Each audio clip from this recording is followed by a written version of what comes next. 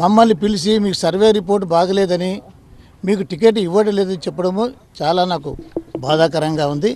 అయినా కూడా దీన్ని దిగమింగుకొని ఈరోజు పోతున్నాము. నా సొంత ఊరు కళ్యాణదుర్గం. ఇప్పటి నుంచి ఇక్కడ పోతున్నాము.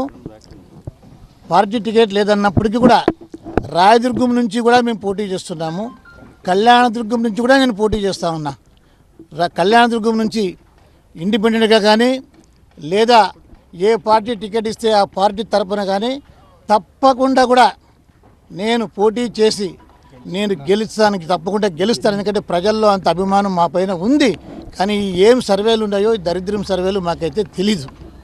అదేవిధంగా రాయదుర్గంలో కూడా మా భార్య తప్పకుండా పోటీ చేస్తుంది. రాయదుర్గం నుంచి కూడా కళ్యాణదుర్గం నుంచి కూడా మా కుటుంబం నుంచి ఎక్కడి నుంచి అవకాశం వస్తే అక్కడి నుంచి పోటీ చేస్తాము, లేదా ఇండిపెండెంట్గా కానీ పోటీ చేస్తామని